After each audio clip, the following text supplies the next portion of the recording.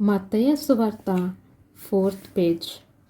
ఆ సమయమున యోహాను చేత బాప్తీసు పొందుటకు యేసు గలిలయ నుండి యొర్దాను దగ్గరున్న అతని యొద్దకు వచ్చెను. అందుకు యోహాను, నేను నీ చేత బాప్తీసము పొందవలసిన వాడనై ఉండగా నీవు నా యొద్దకు వచ్చుచున్నావా అని ఆయనను నివారింపజూచిన గాని యేసు, ఇప్పటికి కానిమ్ము, నీతి యావత్తు ఇలాగూ నెరవేర్చుట మనకు తగియున్నదని అతనికి ఉత్తరమిచ్చెను. గనుక అతడు ఇలాగూ కానివచ్చును. యేసు బాప్తీసము పొందిన వెంటనే నీళ్ళలో నుండి ఒడ్డునకు వచ్చెను.